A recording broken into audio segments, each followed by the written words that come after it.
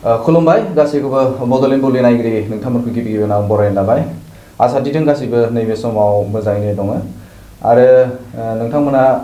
फैबाय थानाय जे गोदान बोसोर बे गोदान बोसोरनि गिबि गिबियावनो आङो बड'लेण्ड बुब्लिनि जानानै नोंथांमोनखौ गासैनिसिमबो जे गाहाम हामलायनायखौ गिबियावनो जासिहरबाय। दिनै जोङो मोगा-मोगि आयदायाव लानानै फैदों। नोंथांमोना बिथांखौ सिनायखायो, दुलाराय बर' फरायसा आफादनि मोनसे समनि बारग' सोलोंथाइ नेहाथारि। आथिखालाव बिथाङा नैबे AJP नि जइन्ट सेक्रेटारि, बिथाङानो जादों कास्टम बसुमतारी। गिबि गिबियाव नोंथाङा बड'लेण्ड बुब्लि जानानै बरायबाय। खुलुमबाय। जों बिथांनिफ्राय गोबां बाथ्राखौनो सावरायगोन, आथिखालनि जे BTC नि आरो आसामनि जे राजखान्थियारि थासारि बेनि सोमोन्दै सावरायगोन। BTC आव सोलिबाय थानाय माखासे जेंना, बे जेंनाफोरनि सायाव बिथांजों जों सावरायगोन।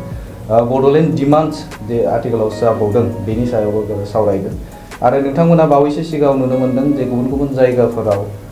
जे BTC नि एन्टायार BTC नि सिङाव गोबां खायसे जायगाफोराव जे लिरनाय जे पस्टार, बे पस्टाराव असमिया लिरनाय आरो बर' लिरनाय बैफोर जेंनाखौ लानानै जे हांखो लिरनाय बेखौ लानानै पस्टार बेनार लिरनाय जे बेखौ लानानै हुखुमोरलायनाय जे बाथ्रा नोंथांमोना बे थासारिखौ नुनो मोन्दों। दा बेनि सायावबो बिथांजों जों सावरायगोन। गिबि गिबियावनो नोंथांनिफ्राय आं मोनथिनो लुबैगोन, बावैसो सिगाङाव नोंथांखौ दिल्लीयाव नुनो मोन्दोंमोन, मा सावरायनाय जादों, बेवहाय थांखिया मामोन? खुलुमबाय। आंबो बड'लेण्ड बुब्लिनि साफ्रोमबो दैदेनगिरि बिथांमोनखौ आफा अबंलावरियाव आर'ज खालामो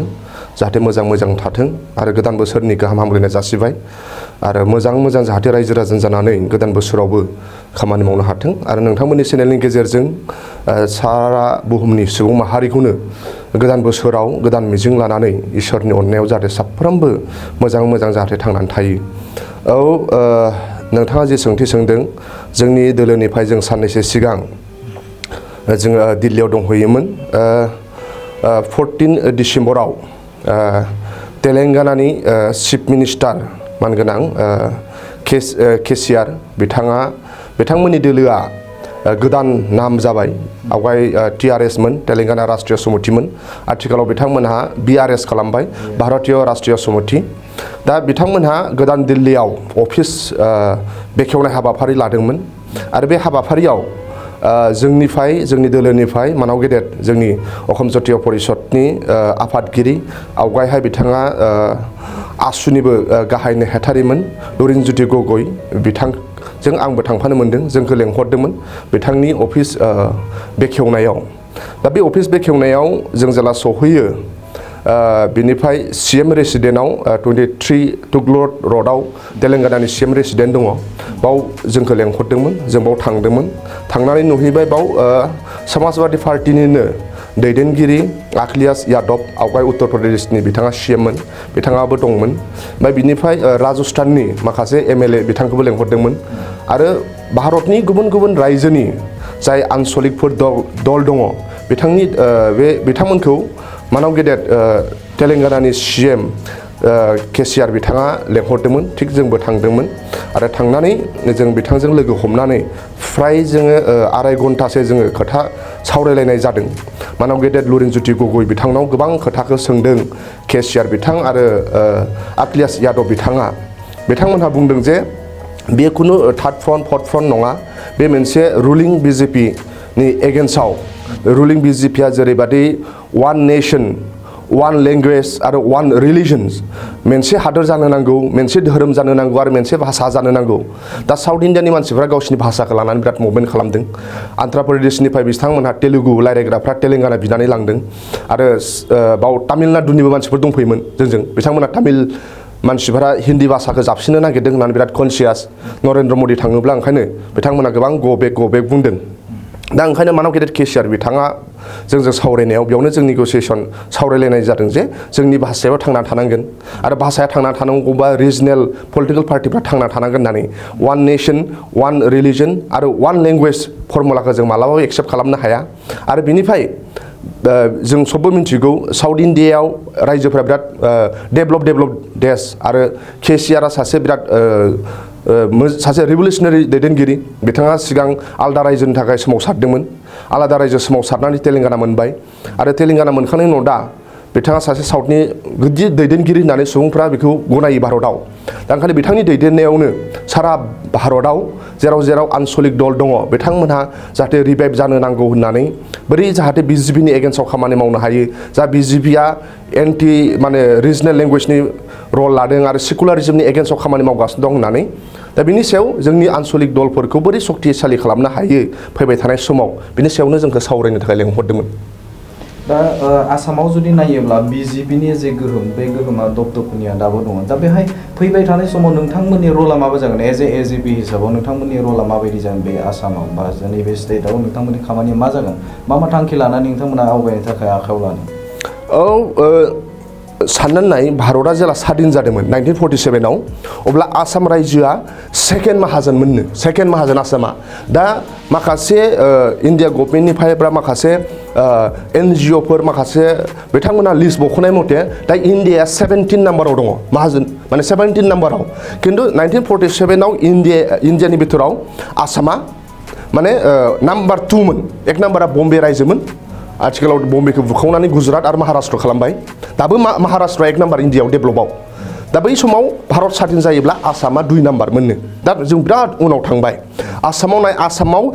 भारतनिनो बयनिफ्राय 50% साहा बागान साहा एक्सपर्ट साहाया जोंनाव प्रडाक्सन जायो भारतनि 50%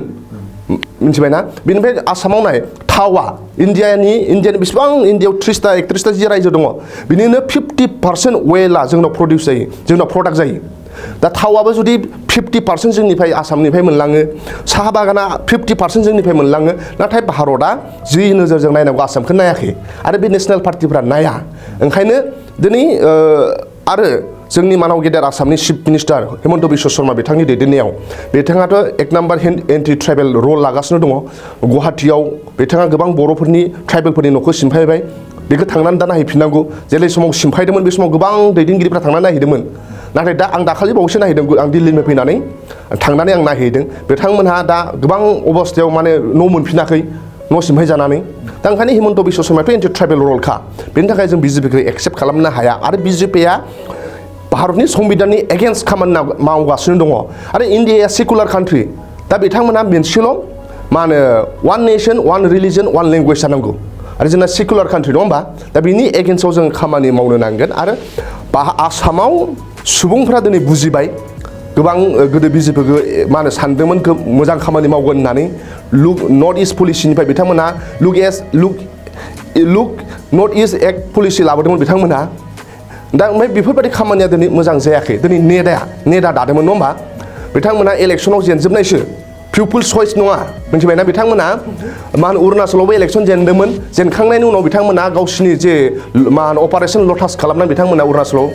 मा होनो पावाराव लाबोदों मेघालयआवबो बिथांमोना जेनदोंमोन नाथाय NPPजों एलायन्स जादोंमोन दा नायलाय NPPजों एलायन्स जानानै खालामासै इलेक्सन दं बिथांमोना NPPनि लिडारखौनो दिल्लीयाव लांनानै हिमन्त बिश्व शर्मा सानै जइन खालामहोबाय नङा होमबा दा ओंखायनो गाबोन समफोर जुदि इउपिपिएलजों दा बिजेपिजों एलायन्स दङ इउपिपिएलनि MCLA खौ बायजोबनानै जुदि बिजेपियाव लाङोब्ला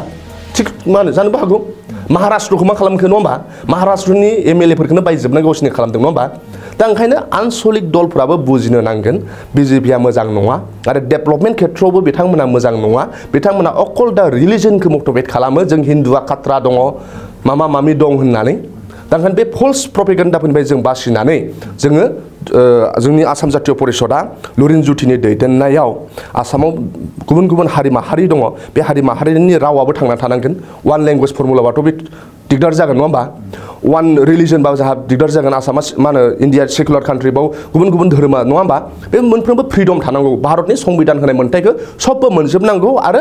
सिगां आसामाव बिराद नेसनेल रिसर्स दङ बे नेसनेल रिसर्सफोरखौ आसामावनो बांसिन मावनो नांगौ दिनै आसामनि साहाखौ आसामनिफ्राय लांनानै आसामनि ब्रेन्ड खालामा बिसोरो गुबुन गुबुन देशाव लांनानै गुबुननि ब्रेन्ड खालामहैयो आसामनि जेबो नाम थाया नङा होमबा दा बेफोरखौ जोंहा मोजां दैदेनगिरि नांगौ जोंनाव रिसर्स दं नाथाय गुड भिजनारि लिडार गैया ओंखायनो लुरिन जुटि गगৈ दैदेननायाव जोङो गुड भिजनारि लिडार आसामाव लाबोनो आरो गुबुन गुबुन हारि माहारिया बिथांखौ एक्सेप्ट खालामो आरो बिनि गेजेरजों जोङो आनसलिक दोलफ्राबो थांनानै थानांगोन दिनै मा होनो कार्बि आंलंआव बिजेपि जाबाय मा होनो ओमफ्राय दिमा आसामावबो बिजेपि जाबाय आरो बिथांमोना बिटिसियावबो बिजेपिया गाग्लोबगासिनो दङ दा बे जोंनि थाखाय मोजां नङा जोंखौ उदां आगारनानै होनांगौ आरो उदां सालायनो थाखाय बेखौ होनो नांगौ दा जों आसाम जातीय परिषदआव बिनि थाखाय जुजिगासिनो दं नैबे समाव नोंथांनिफ्राय आं मोनसे लुबैगोन जे मोनसे समाव जेब्ला कंग्रेसआ सरकार खालामदोंमोन आसामाव गोलाव बोसोर सरकार खालामदों दा बै समाव बिजेपिखौ लाबोनाय आसुआनो लाबोदोंमोन आसुआनो बै समाव रल लादोंमोन नाथाय मोनसे समनिफ्राय आसुआ बिथांमोननि जे रल खालामनाय बिथांमोननि जे सरकार खालामनाय बा बिजेपि लाबोखांनायनि उनाव बिजेपिखौनो दिनैनि थारिखआव मानि थाखाय सोंखारिखो मानि थाखाय बिथांमोननिफ्राय जानगाराव थानो गोनां जाहोना मा दा आसामनि पलिटिक्सखौ जुदि दानिफ्रायल' नङा गोदोनिफ्राय नायोब्ला मोनफ्रोमबो आसुनिफ्राय फैनाय दा बिटिसियावबो पलिटिक्सखौ नायोब्ला बिटिसिखौ जायनो सालाया मानो बिपिएफआनो सालाय इउपिपिएलआनो सालाय नाथाय मेक्सिमाम एबसुनि दैदेनगिरिफोर नङा होमबा आसामाव बिदिनो आसाम सरकारा मेक्सिमाम आसुनिफ्राय फैनाय गोबां मानसिफ्रा ओरैनो सावरायलायो अफ दा केमेरा सावरायलायो जे थांनाय बिजेपि सरकार फैनायाव आसुनि रल दं होननानै नाथाय बियो अन दा केमेरा रावबो सावराया नाथाय सानदोंमोन खोमा मोनसे समाव सर्बानन्द सन'वाल दैदेननायाव जे आसामा सेफटि जागोन आरो सबबो लुबैदोंमोन ट्राइबेलफ्राबो लुबैदोंमोन जे आसामाव खनसे ट्राइबेल CM जानो नांगौ होननानै नङा होमबा दा नाथाय जेला लाबोबाय जे बिदेशि जोंनि आसामा फिसा रायजो बाव बांलादेश स्वाधीन जानायनि उनाव गोबां बांलादेशनि मानसिफोरा बाव दंफैयो होनना मिथिगौ बै समाव मंगलदै MP लकसभा समष्टियाव बाइ इलेक्सन जादोंमोन बिनि गेजेरजों मोन्दों होननानै गोबां पेपारा जोंनि आसामनि जारिमिना बुङो दा ओंखायनो बै समनि दैदेनगिरिफोरा बेखौ लानानैनो बिथांमोना बिजेपिखौ बुंदोंमोन ओमफ्राय भारतनि प्राइम मिनिस्टार नरेन्द्र मदिया फैना बुंफैदोंमोन लकसभा इलेक्सनाव जे माबा मोनसे एप्रिलनि ना मेनि उनावनो बांलादेशिफ्रा थफ्ला थफ्लि लानानै खारनांगोन होननानै भारतनि प्राइम मिनिस्टार नरेन्द्र मदिया आसामनि हायाव फैनानै बुंफैदोंमोन उनाव पावाराव फैनायनि उनाव मानसिफ्रा नुबाय बांलादेशिया थफ्ला थफ्लि लानानै खारनांगौना बांलादेशनिफ्राय थफ्ला थफ्लि लानानै फैनो नांगौसो होनदों खाया इमप्लिमेन्ट जायोब्ला जे बांलादेशनिफ्राय फैनाय हिन्दु मानसिफ्रा बहुत सिटिजेन मोनगोन दा बेखौ लानानै दिनै आसामनि मानसिफ्रा बुजिजोब्बाय नरेन्द्र मदिया जि बुंदोंमोन थफ्ला थफ्लि लानानै खारनो नांगोन आसामाव जुदि भारताव जुदि बिजेपि सरकार फैयोब्ला बेसेबां आसामाव बांलादेश इलिगेलि दङ बेयो थफ्ला थफ्लि लानानै खारनांगोन होनदों नाथाय उल्थासो मावबाय जे थफ्ला थफ्लि लानानै फैनो नांगौ होननानै ओंखायनो आसामनि सुबुंफ्रा दिनै बुजिबाय आसामनि दैदेनगिरिफ्राबो बिथांमोनाबो बुजिबाय जानो नांगौ दाखालि बावै जोङो जेला केसिआरखौ लोगो हमो केसिआर मानाव गेदेर तेलेंगानानि CMआबो बुंदों गोबां दैदेनगिरिफ्राथ' जेरै लुरिनज्योति गगैआ आसुनिफ्राय फैनाय आं एबसुनिफ्राय थांनाय लुरिनज्योति गगैखौ बुंदों नोंसिनाथ' गोबां दैदेनगिरिफ्रा आसुनिफ्राय फैनाय सुम'जला आसुनिफ्राय फैनाय बिथांमोना दानि AJPनि प्रेसिडेन्ट अतुल बराया आसुनिफ्राय फैनाय नङा होमबा हिमसेल्फ मा होनो हिमन्त बिश्व शर्माया आसुनि गुवाहाटि डिस्ट्रिक्ट आसुनि बे GS मोन बै समाव बेबो आसुनिफ्राय फैनाय होननानै जोंनाबो बर'फ्राबो गोबां एबसुनिफ्राय फैनाय दा बेखौ सबबो मिथिगौ दा नाथाय आसामनि सुबुंफ्रा बेखौ बुजिबाय जे बिजेपिया माब्लाबाबो आसाम रायजोनि सुबुंनि गांनाय उखैनाय आरो लुबैनाय बायदि खामानि मावाखै उल्थासो खामानि मावगासिनो दं होननानै आरो बिनि फिथाइखौ फैबाय थानाय बिसायख'थि इलेक्सनफ्राव जोङो नुनो मोनगोन नैबे समाव आं बिटिसिनि बाथ्राखौ नोंथांजों सावरायनो नागिरदों न' बड'लेण्ड न' रेस्ट आवाजआ जाफिनदों बनसुनि दैदेननायाव बे हाबाफारिया दा लागासिनो गुबुन जायगाफोराव बिथांमोना बावैसो सिगाङाव दिल्लीयावबो थांबाय बे हाबाफारिखौ बिथांमोना लाहैदों स्ल'गानखौ न' बड'लेण्ड न' रेस्ट होननानै बिथांमोना डिमान्ड खालामफिनदों आरो फैयै नायोब्लानो क'क्राझाराव बिथांमोना मोनसे गेदारिं लाबाय आरो अदालगुरियाव बावैसो सिगाङाव जानानै थांबाय दा बेनि बेलायाव नोंथाङा मा बुंनो नागिरदों आथिखालाव नैबे बिटिसि एरियायाव बा फिन नैबे न' बड'लेण्ड न' रेस्ट बुंनायनि मोनसे सम जादों नामा न' बड'लेण्ड न' रेस्टआ जोंनि बर' माहारिनि बिफा बड'फाया दरनलांनाय बि न' बड'लेण्ड न' रेस्ट आसाम 50-50 नङा होमबा बे जाहैबाय उपेन्द्रनाथ ब्रह्मनि स्ल'गान बेखौ लानानै एबसुआ गोबाव सम स्ल'गान लाबोबाय थानानै सोमावसारनायखौ लाबोदों नङा होमबा मानाव गेदेर तेलेंगानानि CM केसिआर साहाबा दाखालि सारा दिल्लीयाव आंनाव सोंदों नोंथ' बड' होननानै बड'लेण्ड मुभमेन्टआ बोरै सोलिगासिनो दं होननानै आं जा आंनि मोन्दांथि मोन्दों आं बेखौ फोरमायदों दा बड'लेण्ड आलादा रायजो डिमान्ड खालामनाया गाव बुंदों केसिआरआ आंबो बिराद आन्ध्र प्रदेशनिफ्राय सोमावसारनानै गाव रायजो राजानो खोथा होदोंमोननो जे जों तेलेंगाना मोनखांनायनि उनाव 5 बोसोरावनो आङो मा होनो फाइ खालामगोन तेलेंगाना रायजोखौ होननानै दा गाव खालामदों होननानै गाव केसिआर सार बिथाङा बुंदों आरो नोंसिना बड'लेण्डआ मा जानानै दं होननानै सोंदों दा आंनि मोन्दांथिनि गेजेरजों आं बेखौनो बिथांनो फोरमायदों दा नोंथांनि जे कुइसन सोंनाय माखासे लाइमोनफोरा माखासे आफाद दानानै बिथांमोना न' बड'लेण्ड न' रेस्ट होननानै स्ल'गान होफिनदोंनो दा भारतनि साफ्रोमबो नोगोरारिफ्रानो सोरबा जुदि गादबनाय मोन्दोंबा जुदि सोरबा सोबख्ल'नाय मोन्दोंब्ला गाव खुंनो थाखाय आलादा रायजो डिमान्ड खालामनो सबबो मोनो भारतनि नोगोरारिफ्रा बेखौ भारतनि संबिधाना राइट होदों भारतनि संबिधानानो साफ्रोमबो मानसिफोरखौ राइट दं अकल जोंल' नङा बर'फोरल' नङा गुरखाफोरा डिमान्ड खालामगासिनो दङ कार्बिफोरा डिमान्ड खालामगासिनो दङ नङा होमबा आरो बनसल' नङा दाखालि सोरबा दुवार माबा मोनसे आं फेसबुकावसो नुदों दा ओमफ्राय औ सोरबा महाराष्ट्रआवबो दं बिदरबा रायजो बिनाय दा बे जाबाय भारतनि संबिधान होनाय मोन्थाय आर्टिकेल 2 and 3 बुङो नङा होमबा आर्टिकेल 2 and 3 नि एगेन्स्टआव जुदि आं खोथा बुङोब्ला आंथ' देशद्रहिसो जागोन माथो आंथ' इण्डियान एगेन्स्ट अफ कनस्टिटिउसन भारतनि संबिधाननि एगेन्स्ट आंथ' बेखौ आनइडुकेटेडनि खोथा बुंनाय बादिसो जागोन नोंथांनि सापर्टआ दंना गैया बायदि नोंथाङा नैबे आलादा बड'लेण्ड रायजो जे सोमावसारनो बे सोमावसारनो नोंथाङा सापर्ट दंना गैया बायदि नोंथाङा मदद होगोन ना होआ बायदि जाय समाव गोलाव सम नोंथाङा बे एबसुनि जानानै खामानि मावबाय गोलाव सम नोंथाङा एबसुआवनो थानानै नोंथाङाबो स्ल'गान होदों न' बड'लेण्ड नर्थ इस्ट होननानै दा बिटिआर एकर्ड जाखांनायनि उनाव आरो फिन नैबे सोमावसारनाया जाफिनदों दा बे बेलायाव नोंथाङा मा बुंगोन सासे बर' फिसा हिसाबै दुलाराय बर' फरायसा आफादनि बै समनि आफादगिरि आथिखालाव बिटिआरनि चिफ प्रमद बर'नि दैदेननायाव बड'लेण्डना सोमावसारनाया जादों आरो सारा भारतनि मानसिफ्रा फिन खनसेबाव मिन्थिजोबफिनदोंमोन जे बर'फ्रा बड'लेण्ड बिगासिनो दं होननानै नङा होमबा आरो भारतनि खला खनलानिफ्राय सापर्ट मोनदों आरो बेयाव जोंबो सासे फिसासा वार्कार हिसाबै मानव गेदेर प्रमद बर' दैदेननाय दुलाराय बर' फरायसा आफादाव जोंबो मावथि दंमोन आरो जोंबो थांफा फैफा खामानि मावनो मोनदों आरो बिथांनि दैदेननायावनो बिटिआर दा एकर्डबो जाबाय नङा होमबा दा आङो सिगाङाव बिटिआर एकर्डखौ मोनफ्रोमबो दफाफोरखौ मावफुंजानायखौ आं लुबैयो बा बाउन्ड्रिया एक्सटेनसन जानाय आरो भेन्सार स्कुलनि फोरोंगिरिफोरखौथ' आंजों दिनैसिमबो कन्टेक्ट खालामो जाय 15 बोसोर 20 बोसोर मास्टार मावनानै भेन्सार स्कुलावनो सोरबा रिटायार जानांबाय बिथांनि बिसि फिसा हाबा जायोब्ला बेमार आजार जायोब्ला नायनो हाया माने बिराद जोंनि फोरोंगुरुफ्रा जाय जोंखौ फोरोंनानै गियान होबाय दा बिथांमोननि कन्डिसना ओंखायनो भेन्सार स्कुलाबो प्रभिन्सियेलाइज जानो नांगौ बिनि दफायावनो दं आर्टिकेलाव आरो डिफेन्सआव जोंनिफ्राय पेरामिलिटारि आर्मियाव जइन जानांगौमोन नङा होमबा जों ओंखायनो बिटिआर एकर्डखौ आं मावफुंजानायखौ लुगैयो आरो बयनिफ्राय देरसिन बिनि केसा सल्भ जाजोबनो नांगौ नङा होमबा दा बेखौ बिटिआर एकर्डखौ आं जाफुंजानायखौ लुबैयो मिथिबाय बिनिफ्राय आं एबसुनि बड'फाखौ आं बिराद मानियो पार्सनेलि आं बड'फानि फटकबो ओंखायनो आं लायो न'आवबो मिथिबाय ना जाहाथे आङो लेखा फरायनाय समावबो नुयो बड'फाखौ आरो जाहाथे जेराव मेराव थांनायनि सिगां माने मोजां मोनो आरो बड'फाखौ आरो बड'फायानोथ' बर' हारिखौ नङा होमबा आरो जोंबो एबसुआव मावनो लुबैदों बड'फाखौ नुनानैनोथ' नङा होमबा जारिमिनखौ फरायनानै दा ओंखायनो सासे बड'फाखौ फल'वार हिसाबै बड'फाखौ मानिनाय हिसाबै बर' हारिनि लसखौ आं मालाबाबो लुगैया बर' हारिनि खहाखौ आं मालाबाबो लुगैया जि दोलोआव थाया मानो आङो जि जायगायाव थाया मानो आं गोबां सतबांसाबो जाहोदों लाइमोन फरायसाफोरखौ जेला आं कलेज इउनिभारसिटियाव थाङो जि जायगायाव थाया मानो गावखौ बर' होननानै सिनायथि हो जि जायगायाव थाया मानो गावनि बर'नि रावखौ फोथांनानै दोन जि जायगायाव थाया मानो गावनि बर'नि हारिमुखौ मोजां मोन दा ओंखायनो आंबो जि दोलोआव थाया मानो बर'नि रावखौ मोजां मोनो बर'खौ थांना थाजानायखौ लुबैयो बिनि हानि मोन्थाय बिनि रावनि मोन्थाय ओंखायनो आङो बर'नि हारिनि एगेन्स्टआव मालाबाबो साननो हाया आरो मावनोबो हाया बेखौ आं जाथिखौ मोजां मोननाय दङ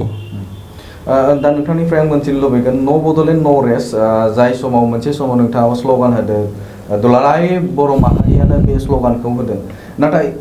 नोंथाङा जाय जायगायाव दङ जाय जायगायाव नोंथाङा दा एजिपिआव नोंथाङा जइन जादों बे आसुनिफ्राय जोनोम जानाय जों मोनथिगौ बे आसुआनो मोनसे समाव डिफाइड आसाम 50-50खौ बिथांमोना प्रटेक्ट खालामदों जे आसामखौ जेरैखि जाया बोखावनो मोना आसामखौ जेरैखि जाया नैबे बिथिङाव आलादा मोनसे खालामबावनो बा बोखावबावनो नाङा होननानै आसुआ बै समाव प्रटेक्ट खालामदोंमोन दा बे बिथिङाव नोंथाङा आसुआ जोनोम होनाय एजिपि राजखान्थि हान्जा बेहाय नोंथाङा हाबहैबाय नोंथाङा बेवहाय जइन जाहैबाय दा बे बिथिङाव नोंथाङा बेहाय थानानै बर'नि जे गांनाय उखैनाय बर'नि जे माखासे सिन्ताधाराफोरखौ बर'नि जे माखासे जे जाफुङैफोर बैफोरखौ नोंथाङा बेहाय थानानै बे प्लेटफर्माव थानानै माबोरै नोंथाङा बेखौ बा बर'नि जायखिजाया बाथ्राखौ नोंथाङा साननो थाखाय खाबु मोनगोन ना बिनि थाखाय जोङो लेखा फरायनांगोन बड'फानि चार्टार अफ डिमान्ड 92खौ फरायनांगोन फार्स्टनिफ्राय लास्टसिम सेपारेट स्टेटआ गैयामोन नङा नोंथांमोना बेखौ हो इउनिभारसिटि बिदों माबा माबि बिदों नङा होमबा नोंथांमोना जोंनो बेखौ हो आरो होआबा जोंनो बेखौ हो नङा नोंथांमोननि सरकारा जोंखौ बिखौ नाय दिनै गोबां लाइमोनफोरा साख्रि बाख्रि मोनाखै थानो थाखाय न' गैया हाग्रा बंग्रा थानांदों फरायनो थाखाय बिजाब गैया गोबां 1 लाख 1.5 लाख आं सोलोंथाइनि हाथार थानाय समाव 1 लाख 1.5 लाख बिजाबफोरा क्राइसिस जायो नङा होमबा गोबां मेट्रिक परिखायाव कुइसन पेपारफ्रा बर'ना गोरोन्थि जायो नङा होमबा गोबां जायगायाव इनजास्टिस जायो जेरैबायदि साख्रि मोननांगौमोन जों मोनाखै नट डाउट फरायनायाव जों मोनसे लिकिं दङ नङा होमबा दा बेफोरबादिखौ बै समनि हारसानि दैदेनगिरि बिथांमोना जि नोजोरजों नायनांगौ नायाखै मिथिबायना उपेन्द्रनाथ ब्रह्मआबो मानाव गेदेर उपेन्द्रनाथ ब्रह्म बिथाङाबो 92 चार्टार अफ डिमान्ड आं ओंखायनो नोंथांमोननि चेनेलनि गेजेरजों खावलायो 92 चार्टार अफ डिमान्डखौ साफ्रोमबो फराय मिथिबायना आरो गोबां बर'नि दैदेनगिरि बिथांमोनाबो आसाम मुभमेन्टआव बाहागो लादोंमोन मिथिबाय आसाम मुभमेन्टआव बाहागो लादोंमोन नाथाय माखासे दैदेनगिरिफोरनि गेजेराव असमियानि दैदेनगिरिफोरनि भुल खारननि थाखाय मिथिबायना दिनै बर'फ्रा बे लामाजों लानो नांदों आरो असमिया दैदेनगिरिफ्रा आरो जुदि भुल मावोब्लाथ' जों बे लामाखौ लानो नांगोन आं फिसा एग्जाम्पल होनि बै समाव मिज'रामाबो लुसाइ हिल्समोन नङा होमबा लुसाइ हिलमोन दा मिज'रामाव मोनसे 50 बोसोरनि उनाव मोनसे फेमिन फैयो थारमाने मा बिदिना औवा बिबार बारोब्ला मानसिफोरा बेखौ नंखाय सानगोन औवा बिबार बारोब्ला बिराद एन्जर ओंखारोनो आरो एन्जर ओंखारोब्ला बै जेरै गुमाया फैयो जे मालाबा गुमाया फैया होमबा गुमा फैनानै आबादखौ जालांजोबोना एन्जराबो ओरैबायदि ओंखारनानै आबादखौ जालांजोबोमोननो बै समाव आसामनि चिफ मिनिस्टाराव सानैसो सेंग्राया फैनानै बुंफैदोंमोननो जे सार जोंनाव एबार औवा बिबार बारबाय औवा बिबार बारोब्ला जोंनाव ट्रेडिसनेल दं बिराद एन्जर ओंखारो आबादफ्रा नस्थ' जाजोबो बिनि थाखाय जोङो राहा लाग्रोनो सिगाङाव होननानै आसामनि चिफ मिनिस्टारा बुंदोंनो माबादि जाम्बाबो ट्राइबेल सुपारस्टिसन ट्रेडिसनेल बिलिभ खालामो होद होननानै माने एसे अपमान खालामनानै थिनहर फिनदोंनो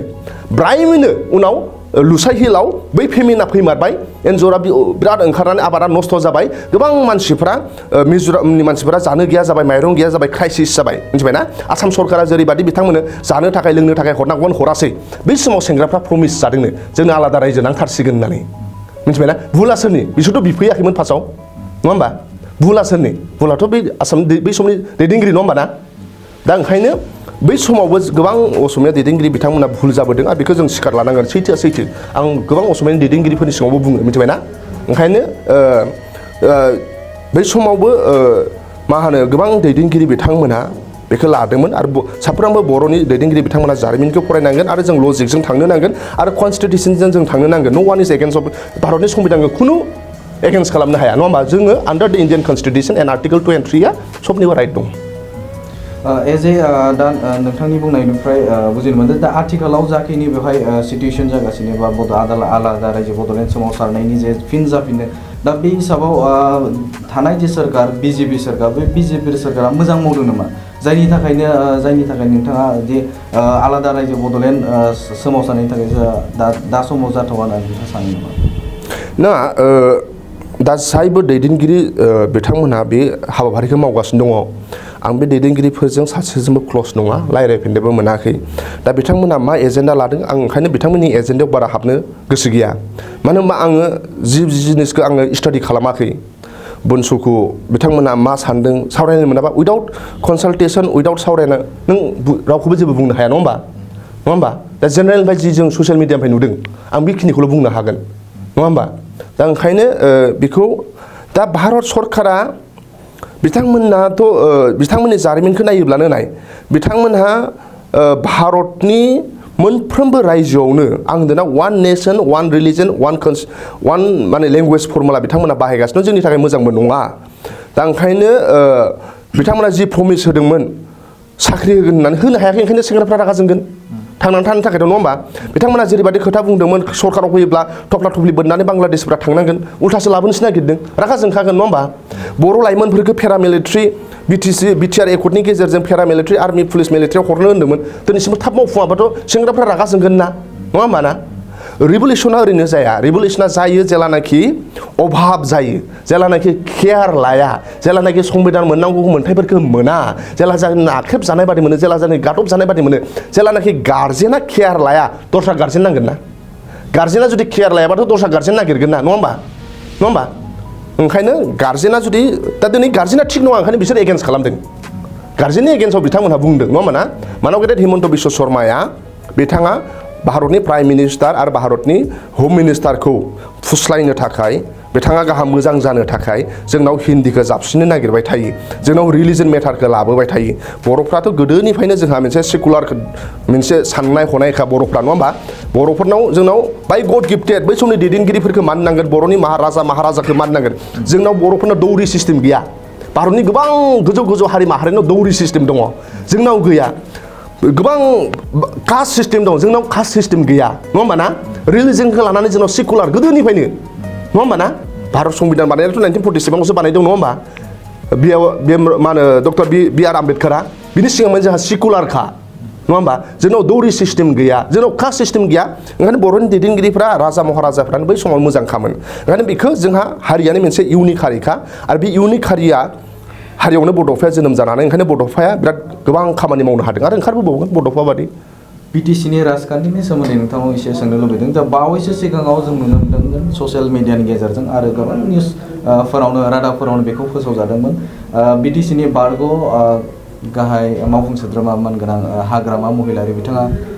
आरएसएसनि गुबुन गुबुन जायगाफोराव दैदेनगिरिफोरखौ लोगो हमहैदों दा बे बिथिङाव नोंथाङा मा बुंनो नागिरगोन आं मोनसे आनसलिक दल हिसाबै आंथ' मानाव गेदेर हाग्रामा महिलारि सारखौ दिनैसिमबो आं फेस टु फेस नुफेराखैनो खाथियाव नुवाखै आं खनसेल' नुदोंमोन दुलाराय बर' फरायसा आफादनि गल्डेन जुबलियाव मानाव गेदेर लरेन्स इस्लारिया एबसुनि गाहाय नेहाथारिमोन मनेस्वर दैमारि आदाया एबसुनिमोन लरेन्स आदानि दैदेननाय मनेस्वर आदानि जों दैदेननायाव जोङो बिथांखौ बिजनियाव थांदोंमोन एबसुनि गल्डेन जुबलियाव लाइजाम होनो इनभाइट खालामनो जोंनि एबसुनि गल्डेन जुबलियाव बै समाव जोंखौ बुंदोंमोन मा गल्डेन जुबलिया नोंसिना मोननै होननानै क'क्राझाराव खनसे फाथिखांबाय आरो दा नोंसोर माबा नङा आदा लरेन्सआ बुंदों बे मोनसे स्टार्टिंमोन बै एन्डिं होननानै बे समाव बे जोंनो थांगोन होननानै खोथा होदोंमोन उनाव सौहैयाखै आं बे समावल' मानाव गेदेर हाग्रामा महिलारि सारखौ फेस टु लाबोदों आरो जों जुनियरखौ आंथ' रायलायाखैबो बे आंखौ सिनायाबो दा बिथाङा नाथाय जोङो जिहेतु आं बाहेरायाव थायो हिसाबै गलाघाट डिस्ट्रिक्टआव थायो हिसाबै गोबां ट्राइबेलफोरा बिथांखौ ट्राइबेलनि दैदेनगिरि होनना सानोमोन आं कार्बिनि दैदेनगिरिफ्रा बुङो डिमासानि दैदेनगिरिफ्रा बुङो अखमर आमार एजन ভাল ट्राइबेल नेता আছে এইটো হল हाग्रामा होनोमोन मिथिबायना दा बिथाङा मा जाहोननि थाखाय आरएसएसफोरखौ लोगो हमहैदों बेखौ बिथाङासो बुंनो हासिगोन नाथाय आं सानो आनसलिकखौ फोथांनानै दोननांगौनि थाखाय खुनु नेसनेल लेभेलजों लोगो जानांगौ खोथा गैया नङा होमबा आरो जारिमिनानो बुंगोन जे रिजनेल दलखौ बुथारबोबाय थानाया जाहैबाय बिजेपि नङा होमबा ना नों आकालि दलखौ बुं शिब सेनाखौ बुं दा इजिपिखौ बुं अखम गण परिषदखौ बुं दा नों लेटेस्ट काहानि जाबाय थानाया जाबाय मेघालयआव कर्नाट सांमायाव बिसोर सानै ना साथामल' एमएलए देरहादोंमोन कर्नाट सांमाया बेखौ अननानै मिनिस्टार होबाय नङा होमबा ना दा ओमफ्राय काखौ जाबसिननायनि नागिरनायाव one nation one religion one खालामनायनि नागिरनायाव दा बे नेडानिफ्राय ओंखारनो होनबाय मामाया कर्नाट सांमाया दा नेडानिफ्राय ओंखारनोसै आं बिजेपिजों एलायन्स जाला होनबाय नेक्स्टआव 2023 आव इलेक्सन दङ दा बिजेपिनि दैदेनगिरिफ्रा बेखौ खायदा कौशल खालामनानै बिनि सानै एमएलएखौ लांनानै दिल्लीयाव बिजेपियाव जइन जाहोबाय दा ओंखायनो आङो मालाबाबो लुबैया जोंनि आनसलिक दलफोरा जाहाथे नेसनेल लेभेलजों माबा जाथों आरो बिजेपिनि आइडिय'लजि आं मोनसे वान एग्जाम्पल होबावनो सम दंबा भारतनि बै समनि फाउन्डार मा होनो फार्स्ट प्राइम मिनिस्टार ना पन्डित जवाहरलाल नेहरूआ बिराद भिजनारिमोन मिथिबायना पन्डित जवाहरलाल नेहरूआ जेब्ला प्राइम मिनिस्टार जाबाय थायो बै समाव बिथांनि इडुकेसन मिनिस्टार दंमोन एमसि सांला बुंदोंमोननो भारतनि राजधानि दिल्लीयाव गंसेल' इउनिभारसिटि दं दिल्ली इउनिभारसिटियाव फरायनो थाखाय गोबां फरायसाफ्रा सिट मोनला जों मोनसे इउनिभारसिटि लुबावनोसै ओमफ्राय नोंनि नामावनो नों प्राइम मिनिस्टार हिसाबै गिबि हिसाबै पन्डित जवाहरलाल नेहरूनि नामावनो जेएनइउ इउनिभारसिटि लुनोसै होननानै अब्ला पन्डित जवाहरलाल नेहरूआ बुंदोंनो बेथ' बोरै जानो हानांगौ गावनि मानसि थांना थानायाव एसेबां लब आंनि नामाव आंखौ मा सानगोन आं मालाबाबो एक्सेप्ट खालामा इउनिभारसिटिया जानो नांगौ नाथाय आंनि मुङाव जानो मोना होनदोंनो ओंखायनो बे पन्डित जवाहरलाल नेहरूआ बै समाव बुंदोंनो रायसिना हिल्स इउनिभारसिटि लादो होननानै दा ओंखायनो बेखौ रायसिना हिल्स इउनिभारसिटि होननानैसो पास खालामदोंमोन उनाव जवाहरलाल नेहरू थैनानै बेखौ जेएनइउ जवाहरलाल नेहरू इउनिभारसिटि खालामबाय दा मिथिबायना बै समनि दैदेनगिरिया आथिखालनि प्राइम मिनिस्टार होनाय नरेन्द्र मदिया सारदार पाटेलनि नामाव स्टेडियाम दङ आहमेदाबादाव बयनिफ्राय देरसिन स्टेडियाम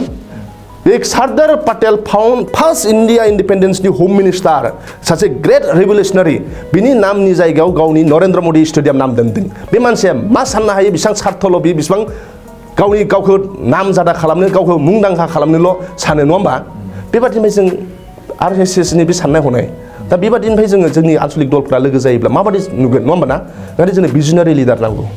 ओंखायनो आं लुबैया मालाबाबो खुनु रिजनेल दला जाहाथे नेसनेल दलफोरजों लोगो जानानै लास्टआव जाहाथे जिर' जाहैनाङा आरो मानाव गेदेर हाग्रामा महिलारि साहबखौ बाहेरानि गोबां ट्राइबेलनि दैदेनगिरि बिथांमोनहाबो कार्बि डिमासा दिउरि आं दाखालिबाव दिउरि अट'नमास काउन्सिलाव बुंदोंमोन बर' होननाय लोगो लोगो बुङो बे सानैनि नामखौ बांसिन लायो हाग्रामा आरो प्रमद बर' तुमालगल लिडार आसे होननानै नङा होमबा ना दा हाग्रामाखौनो सब ट्राइबेलनि लिडार होननानै मानियोमोन आरो बेबादि ट्राइबेलनि इसां स्ट्रं लिडारा जाहाथे बेले बेजे जाजानायखौ साफ्रोमबो सहायनो हानाय नङा नोंबो सहाया रावबो सहायनो हानाय नङा होमबा जों जेरावखि जाया गोगोम जाजानायखौ लुबैयो आरो बिथाङा बेजों लोगोसेनो मोनसे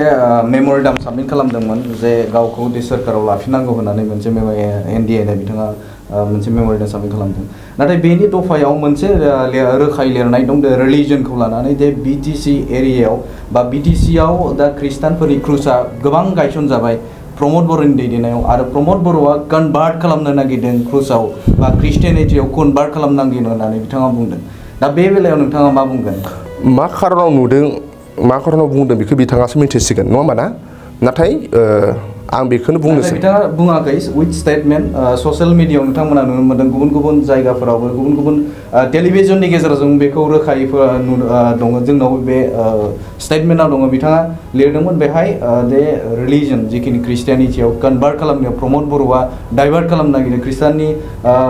जिखिनि अनजिमा बेखौ बारायनायनि थाखाय बिथाङा मावदोंमोन बिदि मोनसे स्टेटमेन्ट बिथाङा लिरदोंमोन दा बिथाङा एनडिएनो साबमिट खालामदोंमोन दा बे बेलायाव मा बुंनो हागोन आरो मोनसे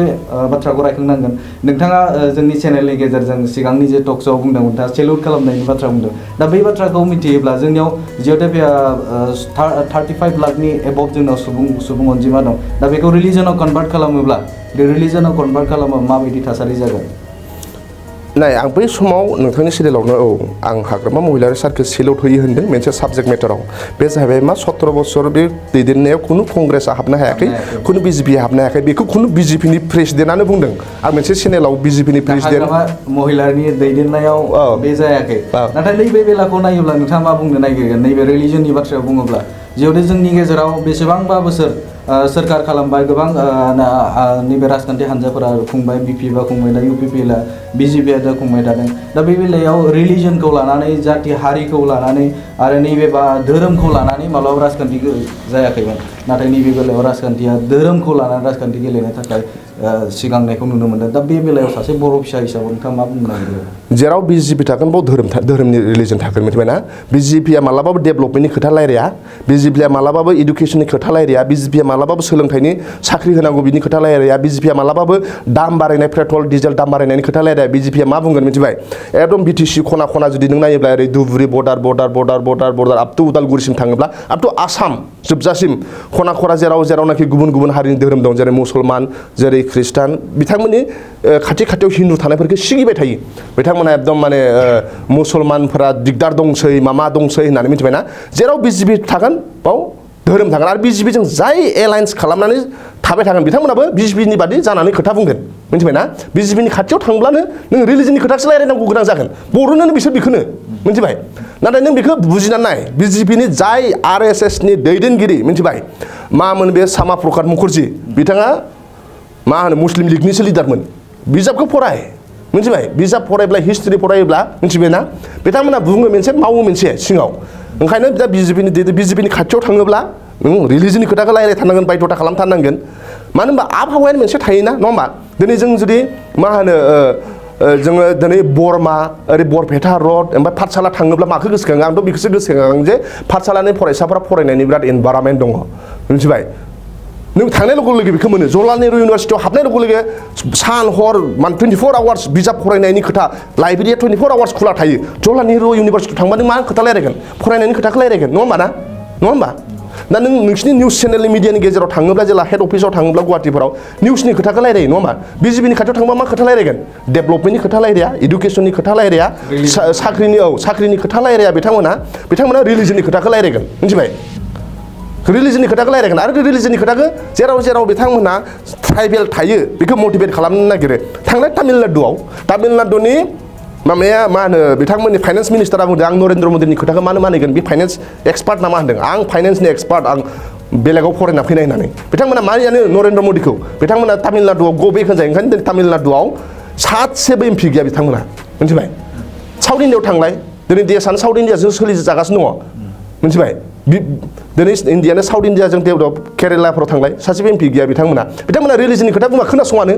बिथांमोननो बुंनांगौ डेभेलपमेन्ट भिजनारि लिडार जायगाखौ लानानै ओनसोलखौ लानानै नेचारेल रिसर्सखौ लानानै बोरै जों मावनो हागोन इयुथफोरखौ बोरै जों साख्रि होनो हागोन बेखौसो सावरायनांगौ नाथाय बिजेपिफोरा खालि बेखौल' रायलायगोन धोरोमा खाथ्रायाव दंसै हिन्दुआ खाथ्रायाव दंसै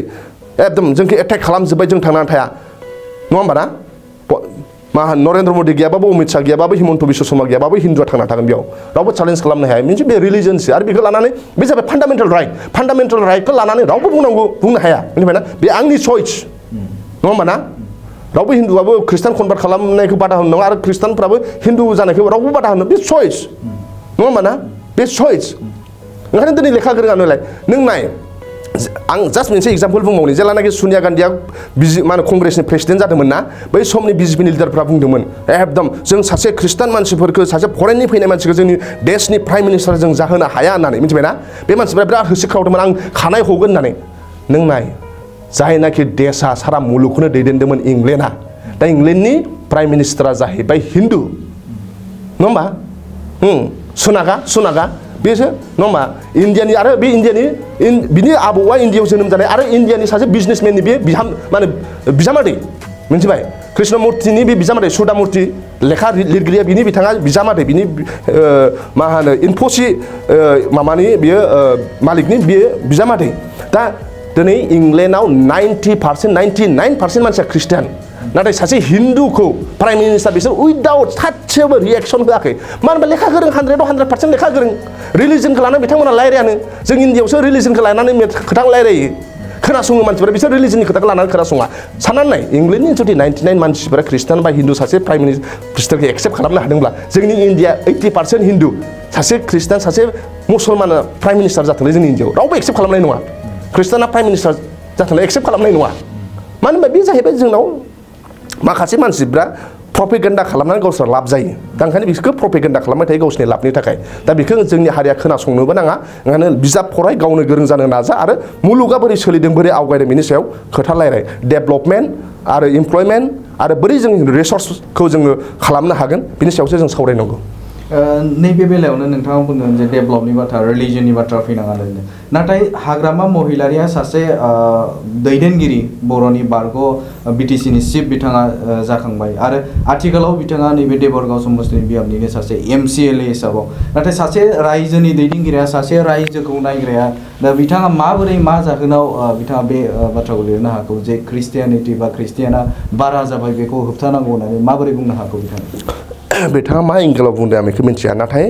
जोङो सैथोखौ जों एक्सेप्ट खालामनांगोन आं माबा मोनसे जायोब्ला सैथो बुंब्ला जों एक्सेप्ट खालामलायनांगोन जों टलारेन्सखौ जोङो महात्मा गान्धीखौ जोङो ओरैनो मानियो नाथाय महात्मा गान्धीनि बुंनाय महात्मा गान्धीयानो बुंदोंमोन आंखौ मानिबालाय मा जानो आंनि बुंनाय बाथ्राफोरखौ नोंसोर फल' खालामा होननानै आंहा मानिग्रा मानसि बिराद दं फल' खालामग्रा मानसि जेबो गैया होननानै दा जोङो ओंखायनो जों मानिनांगोन इन्डिया डेम'क्रेसि हिसाबै आरो भुलाथ' बे बिजेपि दैदेननाय सरकारावनो भुल हो मानो दिनै पिपुल चइसफ्रा सरकार खुंनो हाला मिथिबाय नों नायलाय 2019 नि सिगां मोनथाम रायजोआव इलेक्सन जादोंमोन हो राजस्थान छत्तीसगढ़ ओमफ्राय मध्य प्रदेशआव मिथिबाय बेयाव जेला कंग्रेस देरहादोंना बिजेपिफोरा एकदम एक्सेप्ट खालामनो हायाखै ओमफ्राय बिसोर मा खालामबाय मा दुर्बल खालामना लासाव महाराष्ट्र मा होनो मध्य प्रदेशआव बिसोरो मा होनो ज्योतिरादित्य सिन्धियाखौ कंग्रेसनिफ्राय लाबोनानै ओरै 22 जन ना 20 जन MLA लाबोनानै बिसोर बिजेपि सरकार खुंथारबाय जोंनावबो आरो BTC आव नाय 2020 आव जुदि जों हसा बे खुनु गाज्रि मोनना लाब गैया पिपुला सुबुंफ्रा बांसिन सोरनो भट होदोंमोन बुंनाय सोरनो भट होदोंमोन बांसिन सुबुंफ्रा बांसिन MCLA मोननाया सोरमोन होमबा फार्स्ट बांसिन MCLA मोननायासो सरकार खुंनो मोननांगौमोन ना मोनाखै मानि खारनाव बिजेपिनि खारनाव नङा होमबा अपारेशन लटास बिसिना भुलानो जेराव बिजेपि थागोन बाव गन्डगल जागोन जेराव बिजेपि थागोन ओंखायनो जोंनि दैदेनगिरिफ्राबो बुजिनो नांगौ मिथिबाय ना जोंनि दैदेनगिरिफ्राबो बुजिनांगौ आरो भारतनि संबिधानखौ मानिनांगोन नोंबो जुदि भारतनि संबिधाननि एगेन्स्टआव थाङोब्ला नोंखौ आयेना मालाबा मा खालामनाय नङा नोंबो आंबो आयेनजों रावबो चेलेन्ज खालामनो हाया वी आर दा आन्डार दा इन्डियान कनस्टिटिउसन ल जोङो ल'नि रावबो माबा गैया आरो रिलिजना सबनिबो India is a secular country आरो रिलिजना फान्डामेन्टेल राइट बे आंनि गोसो आं मा जायो आं मा धोरोम लायो आंनि चइस बेयो इट्स माइ चइस पार्सनेल अफिसियेल नङा बे पार्सनेल आं धोरोमा आंनि न'आवसो थानो नांगौ बाहेरायाव थानो नाङा आं मा धोरोम बे आंनि न'आव बाहेरायाव आङो हिउमेनिटि आं हिउमेनिटिखौसो मानियो बांसिन दा बिजेपिनि बाथ्रा बुंगासिनो बिजेपिनि हेंथा बाथ्रा बुंगासिनो नाथाय BTCनि थासारिखौ जों जुदि नोजोर होयोब्ला आथिखालाव UPPL GSP आरो BJP सोरखार खालामगासिनो आरो बा नैबे हाग्रामा महिलारियाव बिथाङाबो दिनैनि तारिखाव नैबे NDA नो लाइजाम होनाया आंखौ खुंथाय गोहोआव लाबोनांगौ नलिबा फिन बड'लेण्ड सोमावसारनाय जागोन आरोबाव बेवहाय नैबे ख्रिस्टियानिटिखौ कनभार्ट खालामनो थाखाय प्रमद बर'आ नाजादों दा बिथाङाबो बबेबा नङा बबेबा मोनसे बिथिंजों नोजोर होयोब्ला बिथाङाबो नैबे BJPखौनो आथिङाव हमदों गुबुन फारसेजों नोजोर होयोब्ला नैबे UPPL खुंथाय गोहोआव नैबे थानाय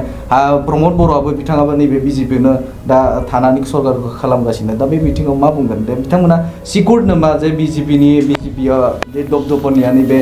BTC आव दे जा आथिखालाव जाबाय थादों बा BJPनि आथिङावनो दे हमगासिनो दा समाव बिजेपिनि थासारिया नैबे माबोरै रैखाथि होनो हागोन नैबे बिटिसिखौ बिजेपिनिफ्राय आं बेखौल' खावलायनो लुबैयो जोंनि दैदेनगिरिफ्रा स्ट्रं जानो नांगोन जोंनि दैदेनगिरिफ्रा जों जाहैबाय बड'फा बादि सासे स्ट्रं दैदेनगिरिनि जों फल'वारसो नङा होमबा ना बड'फाया गाव थैलांदों नङा होमबा ना गोबां बियो स्टेन्ड खालामदों नङा होमबा ना माब्लाबाबो बियो मा होनो एक्सेप्ट खालामाखै नङा होमबा ना दा जोंनि हायावनो ओरैबायदि गोबां मोजां मोजां दैदेनगिरिफोर जोनोम जादों दा ओंखायनो जोंनि दाबो जायबो खुंथायबो दं जाय अपोजिसन दं जाय रुलिं दंना बियो एक नाम्बार ओनसोलनि खोथाखौ साननांगोन रायजो राजाया मा लुबैयो मानो होनबा डेम'क्रेसियाव रायजो राजायासो मिथिबायना दैदेनगिरिफ्रा मा लुबैयो बे नङा रायजो राजाया मा लुबैयो नङा होमबा ना नङाबा बिसायख'थियाव बे पार्मानेन्ट नङा 5 बोसोरनि उनाव सोलायबाय थागोन इलेक्सन जाबाय थागोन सोलायबाय थागोन बे पार्मानेन्ट नङा होमबा ना दा बांसिन आंनिबा बे नोजोरखौ नायामालासिनो आरएसएसनि आथिं हमनाय बिजेपिनि आथिं हमनाय बेखौ हमामालासिनो मिथिबाय ग्राउन्डनि रायजो राजाया मा लुबैदों सोंनानै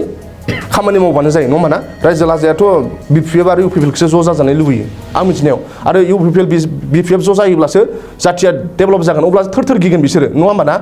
नङाबा आवगाय जे माबा दंना जों क्लास 4आव लेखा फरायनाय मोनोमोनलै मा होनो मानै मावजि थायो रुटिखौ ओरै समान ओरै मोख्रायासो जाबाय थानाया दा ओंखायनो जोंनि मानाव गेदेर सानै दैदेनगिरिखौ नांलाय होबाय थागोन गावस्रा लाब जाबाय थागोन आरो जादोंबो बिदिनो एक नाम्बार ओंखायनो जोंहा ओनसोलनि रायजो राजानि खोथाखौ साननांगोन ओनसोलनि डेभेलपमेन्टनि खोथाखौ साननांगोन दा बिजेपिफ्रा जेरावबो हुलुस थुलुस खालामजोब्बाय मिथिबायना आसामनि आं गुवाहाटियाव थायो हिसाबै दा मालाबा गुवाहाटियाव थायो हिसाबै गोबां आसामनि माखासे दैदेनगिरिफ्रा बुङो जे आसामाव बिजेपि सरकार फैखांनानै गोबां बाहेरानि मानसिफोरासो खामानि मोनफैजोब्बाय बाहेरानि मानसिफोरासो माहाजोन जालांजोब्बाय बाहेरानि मानसिफोरासो डेभेलपमेन्ट कन्टेक्टखौ मोनो होननानै दा ओंखायनो जोंनाबो बिटिसियावबो मिथिबायना बिटिसियावबो जुदि बाहेरानि मानसिखौसो जुदि जों सोबाय थायोब्ला बेहा लस दङ ओंखायनो बिटिसियावबो जायनो दैदेनगिरि जाया मानो बे मानाव गेदेर हाग्रामा महिलारि मानाव गेदेर प्रमद बर' गावनिया गावनि मिथिबायना जोङो थैनांगोन बे हायाव रायजो जानांगोन जों बे हायाव गावनि मानसिफोरजोंसो जों रायजो जानांगोन ओंखायनो बे ओनसोलनि रायजो राजाया माखौ लुबैयो बे ओनसोलनि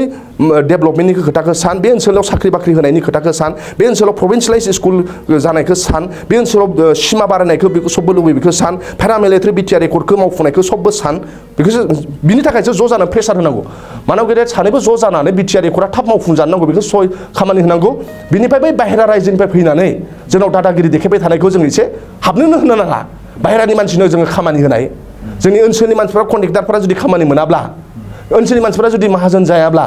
नङा होमबा ना ओनसोलनि गांनाय उखैनायफ्रा जुदि सुफुं जायाब्ला बाहेरानि मानसिफ्रा फैगोन एकदम इउपि बिहारनिफ्राय फैगोन बिथांमोना जोंनाव बिजनेस मावफैगोन जोंनि गोबां गोदो ब्रिटिशफोरा जोंनि बिनिफ्राय एकदम दिनै मा होनो लन्डनाव थाला थाला बिल्डिं न' लुनायफ्रा जोंनि नेचारेल रिसर्सखौ लांजोबनासो लुहैजोबनाय ब्रिटिशआ ओरैनो माहाजोन जायाखै इन्डियाआव बिराद रिसर्स दंमोन बेखौ लांनानै सना रुफा लांनानै लुहैजोबना दिनै ब्रिटिशआ डेभेलप दिनै माखासे रायजोफोराबो आरो दिनै आसामनि बाहेरानि रायजोफोराबो दिनै बोरै डेभेलप जादों जोंनि साहा उत्पान जोंनि थावखौ लांजोबनाय बिथांमोना डेभेलप जोंनि बे ओनसोलाव फैनानै कन्टेक्ट मावफैयो जोंनि बे ओनसोलाव फैनानै बिजनेस मावफैयो जोंनि जाखाफुनाय लाइमोनफोरखौ चान्स होआ बिथांमोनहा आरो जोंनि मानसिफोरा थांनानै मुगाव जाहैनो हायाना ओंखायनो आं लुबैयो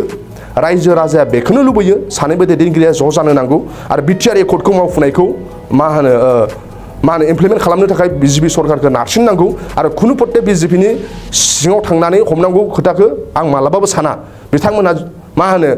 बिथांमोना बिजेपिया मालाबाबो जोंनि मोजांखौ लुबैखायाना बिथांमोना जोंनि डेभेलपमेन्ट जानायखौ लुबैखायाना रिलिजन मेटारखौसो सोबाय थागोन आं ओंखायनो सिगाङाव बुंनाया मिथिबायना इउनिभारसिटियाव थांबा लेखा फरायनायनि खोथाखौ जों सानगोन बिजेपिनि खाथियाव थांबा रिलिजननि खोथाखौ जों सानखागोन नङा होमबा ना जों जाबाय उपेन्द्रनाथ ब्रह्मनिसो फल'वार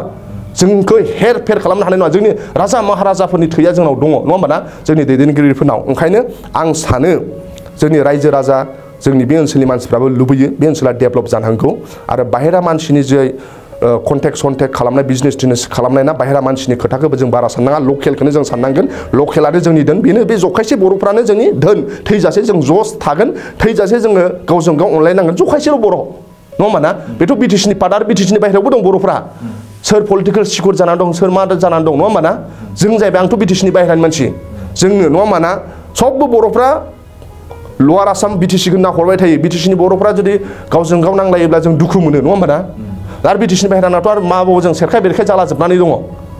दा इसोराल' मोजां खालामथोंसै फैबाय थानाय गोदान बोसोराव जाहाथे साफ्रोमबो रायजो राजा साननायफ्रा लुबैनायफ्रा जाथोंसै साफ्रोमबो जोंनि दैदेनगिरिफ्रा बेखौ मावनो जाहाथे लुबैयो बेखौल' जोङो खावलायनो हागोन नङा होमबा ना जों फिसा मानसिया मा खालामनो हागोन बेखौ जों इसोरनाव आर'ज खालामना होबाय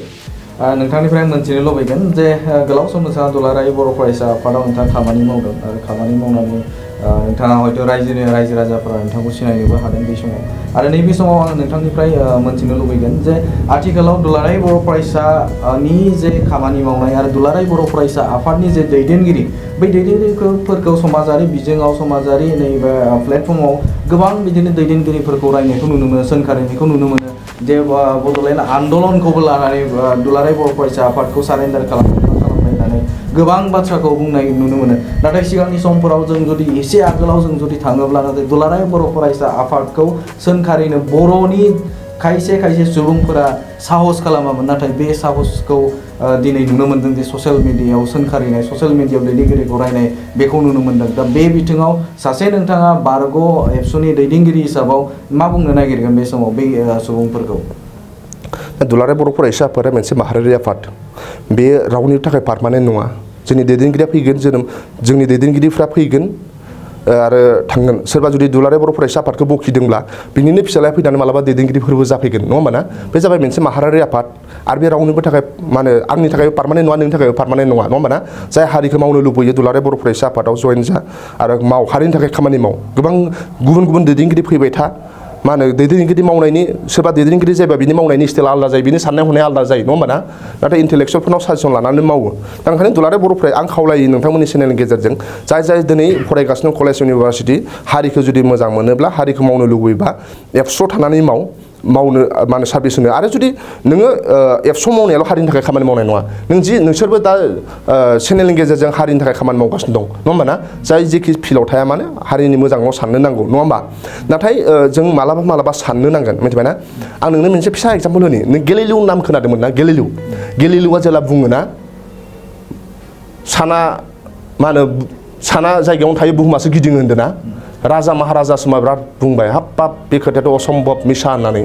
बे मानो मिसा खोथा बुंनांगौ बेखौ फासि होनाय जादों ना नङा होमबा ना दिनै लास्टआव माया जाफैखो बास्तबा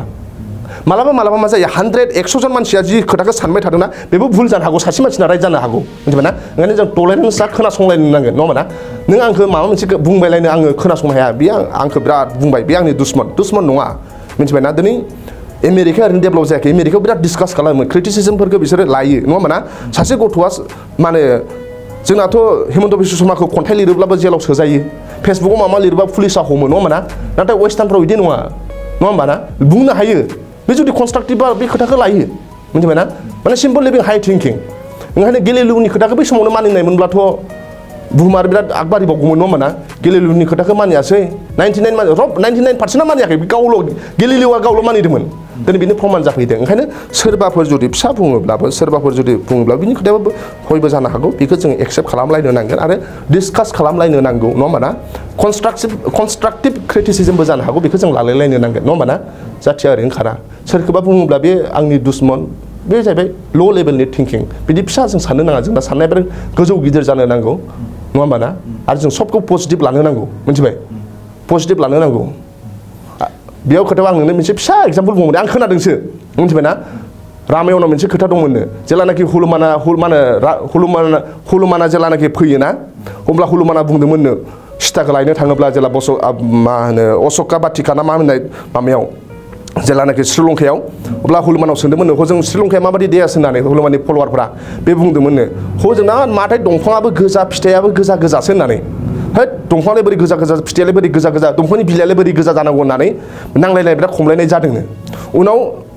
सीतानाव सोंहैबायनो बिसोर सीताया नोंथ' बाव थाबाय थादों बिनि दंफांफ्रा बिराद गोजा नामा होननानै होमबा सीताया बुंबायनो हुलुमा नोंना भुल जादों नों बै समाव नोंनि बिराद मेगना गोजामोन नों रागा जोंदोंमोन ना ओंखायनो नों सब जिनिसखौ गोजा नुजोबदोंनो ओंखायनो जों नेगेटिभ जानो नाङा जों नेगेटिभ जाबालाय जों सब जिनिसखौ नेगेटिभ नुजोबो नङा होमबा ना पजिटिभ जायोब्ला जों पजिटिभ नुयो प्रब्लेमनि गेजेरजोंबो जों ओंखारबोनो हायो जुदि पजिटिभ जायोब्ला ओंखायनो जोंनि दैदेनगिरिफ्रा पजिटिभ जालाय प्रब्लेमनि गेजेरजोंबो जों पजिटिभखौ नुफुरगोन जुदि जों पजिटिभ सानोबा आरो जुदि नों रागा जोंनानै नेगेटिभ सानोब्लाथ' बे नेगेटिभआनो जागोन हुलुमाना रागा जोंना थांदोंमोन ओंखायनो हुलुमाना सब जिनिसखौ गोजा नुजोबदोंमोन बेखौ सीतायासो बुंदों दा बिदि खोथा लिरनाय दं रामायण महाभारतआव बेसेबां खोथाया सैथो आं जास्ट बिजाबनि खोथाखौ नोंखौ बुंदों नोंथांनिफ्राय आं आरोबाव मिथिनो लुबैगोन जे आथिखालाव बिटिआर सरकार जाय खुंबाय थादों इउपिपिएल दैदेननाय खुंनाय आरो आफ्टार नैबे बिटिआर एकर्ड जाखांनायनि उनाव दा थारैनो बिटिसिआव बा बिटिआर ओनसोलाव जे गोजोन मोनसे जायखौ जों पिस होननानै बुंदों बे पिसआ फैदों नामा जायनि जुनैनो गुबुन गुबुन सुबुंफोरा दिनै सरकारखौ सोंखारियो जायनि जुनैनो गुबुन गुबुन सुबुंफोरा सोरखौबा नों बुंनो हानाय बै मोनसे राइट्स बै राइट्सखौ मोनदों नामा गोजोननि थाखाय ना बर' हारिया पिसखौ लुबैग्राखा बर' हारिया माब्लाबाबो नांलायनाय खमलायनायखौ लुबैया बे हारियानो जों पिसखा नाथाय गोबां समाव जोंहा बे ओनसोलाव क'क्राझार बा जोंनि बड'लेण्ड ओनसोलाव गुबुन गुबुन जायगाफ्राव बेयाव मोनसे दावहा जाबाय थायो बेयाव मोनसे संग्राम जादोंमोन नालाय नङा होमबा रिभलिउसन पिरियडमोन बे मोनसे मुभमेन्ट पिरियडमोन नङा होमबा ना मुभमेन्ट पिरियडआव फ्राय बांसिन भाइलेन्स जानो नागिरो दा मोनसे मुभमेन्टआ मेजर मोनसे मुभमेन्टआ दुलाराय बर' फरायसा आफाद एनडिपिआ दा एग्रिमेन्ट जाबाय नङा होमबा ना बेयाव कम्पेयार खालामबा आवगोलनिफ्राय एसेबाबो पिस जाखागोन नङा होमबा ना नाथाय पिसआ ओरैनो थाब फैया साननो नाङा जों जेलानाखि जास्ट एग्जाम्पल जुदि लायोब्ला साउथ आफ्रिकाखौ नेलसन मेन्डेलाया 30 बोसोर जानानै नेलसन मेन्डेलाखौ पिसनि एम्बासादर बुंदों मिथिबाय ना इन्टारनेसनेलाव बे पिस खालामनो हागोन होननानै नेलसन मेन्डेलाया जेला जेलनिफ्राय ओंखारनानै बिसायख'थि जायो फार्स्ट ब्लेक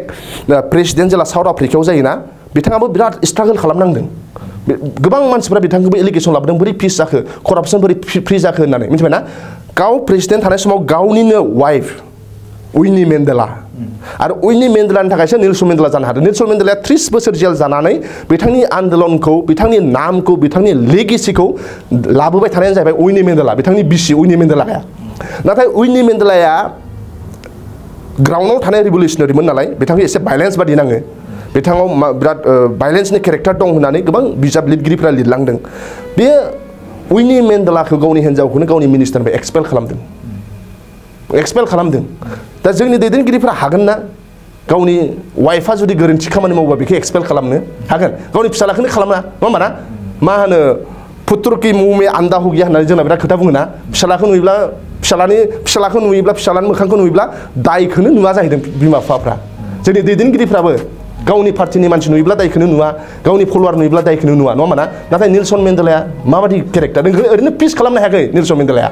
गावनि हिन्जावखौ पार्टिनिफ्रायबो एक्सपेल खालामदों मिनिस्टारनिफ्रायबो एक्सपेल खालामदों आरो डिभर्सबो जाबावदों ओरैबायदि स्ट्रं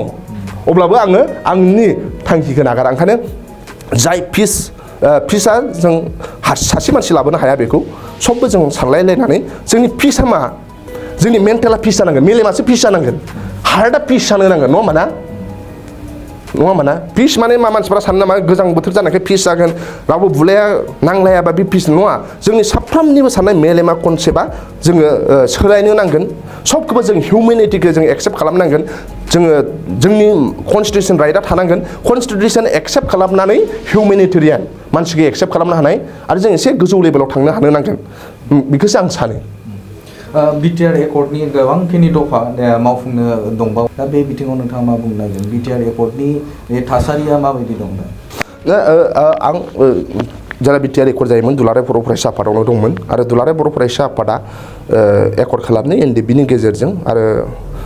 इउपिपि होननाय संगठनबो दंमोन दा ओंखायनो बे बिटिआर एकर्डआ दुलाराय बर' फरायसा आफादा बेखौ प्रेसार होनो नांगोन आरो दुलाराय बर' फरायसा आफादनिफ्राय मेम्बारबो दङ दा मानो थाखाय बिटिआर एकर्डआ दासिमबो सिङाव मा जानानै दं जों मिथिया नाथाय जों फिसा मानसिया मा दासिमबो इउनिभारसिटि मोननाया बिल्डिङा गायसनजायाखै फिसा मानसिया जों सिङाव अफिसियेलि मा जानानै दं बेखौथ' जों मिथिया नङा होमबा ना नाथाय जों बादि जाम्बा जाम्था मानसिया मा दाबो सिमाया बारायाखै दाबो आर्मि पेरामिलिटारिखौ मोनाखै दाबो रन्जन दैमारि सारा मानो गवाखै नङा होमबा ना बेखौ जों जाम्बा जाम्था मानसिया सानो नङा होमबा ना बेखौ जों जानायखौ नुफुराखै नङा होमबा ना दा ओंखायनो साफ्रोमबो बर'फ्रा जाजानायखौ लुबैयो आरो बर'नि माहारियारि आफादफ्रा बेखौ प्रेसार होनो नांगौ नङा होमबा ना जे थाब इमप्लिमेन्ट जानो नांगौ आं मिथिया जोङो आं बिटिएडि एकर्ड मा होनो बिटिसि एकर्डआव हाग्रामा महिलारि सार दैदेननाय बिटिआर एकर्डआव आं क्लास 10सोमोन मिथिबाय 2003आव आं क्लास 10सोमोन बे समाव जों हमनो हायाखै बिथांमोना आं जारिमिनखौबो फरायाखै जे एकर्ड जाखांनायनि उनाव बेसे समनि उनाव बिथांमोननि केसआ जोबदों एकर्ड जाखांनायनि बेसे समनि उनाव सिआइटिआ गायसनदों बेसे समनि उनाव बड'लेण्ड इउनिभारसिटिया गायसनदों बेसे समनि उनाव बै बिएसिनिफ्राय बिटिसि एकर्ड जायोब्ला सिमाफ्रा माने सानसुमा खुंगुर एकर्डनि उनाव सिमाफ्रा एसे सोलाय सोल' जादोंनो बेसे समाव जादों बेखौ जों फरायनो नांगोन दा बिनिफ्राय बांसिन लेट जालांदों नामा बिटिआर एकर्डआ दा मा होनो कम्पेयार खालामोब्ला बेखौ जों स्टाडि खालामबासो बुजिगोन दा ओंखायनो आं स्टाडि खालामागारा बेखौ आं बुंनो हानाय नङा दा नाथाय बर' फिसा हिसाबै बिटिआर एकर्डखौ मावफुंजानायखौ लुबैयो सनितपुर बिस्वनाथनि गोबां मानसिफ्रा दैजौआव बिथांमोना गैला आरो साफ्रोमबो मानसिफ्रा लुबैयो वार्ल्डआव बिदि हिस्ट्रि दंना गैया मिथिया एकर्ड खालामखांनायनि उनावबो दैदेनगिरिफ्रा जेलाव थानांनाय आं बेखौ फरायबासो मिन्थिगोन नाथाय नर्थ इस्टआव जुदि जों नायोब्ला आरो मिजु नेसनेल फ्रन्ट लालदेंगा दैदेननाय जरामथांगा दैदेननाया बिथांमोनहा एकर्ड जादोंमोन नङा होमबा ना बिथांमोना खिन्थु बिदि थानो हायाखैदां आरो जोंनि आसामाव आलफा संगठन दङ बिथांमोनहाबो गोबां बेफोरबायदि दायनिगिरि दङ नङा होमबा ना नाथाय बिथांमोननि दैदेनगिरिफोरा दिनै उदां बेरायगासिनो दं उइदाउट माने एकर्डआनो जायाखै बिसिना दा जोंना मा लेभेलाव बेखौ लयार बिथांमोनहा स्टाडि खालामबासो मोजाङै स्टाडि खालामबासो मिथिगोन नाथाय जों सरासनस्रा मानसिया मा लुबैयो एकर्ड जाबाय नालाय केसफ्राबो जोबजोबनांगौ लिडारफोरखौ उदां खालामनांगौ जों सरासनस्रायै लुबैनाया नङा होमबा ना नों सहि खालामबाय नालाय क्रिमिनेलबा माने सहि लानांगौ जाखो नङा होमबा ना आरो आं मोनसे भिडिअ'आव नुदों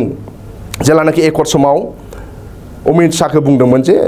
टेररिस्ट ग्रुप ना माबा मोनसे ग्रुप होननानै बुंदोंमोन खोमा रिपर्टारफ्रा अमित शाहया बुंदों हम मिनिस्टारा ओइ अभी वो लोग टेररिस्ट नहीं है they are now our citizen हमारा भाई है होनदों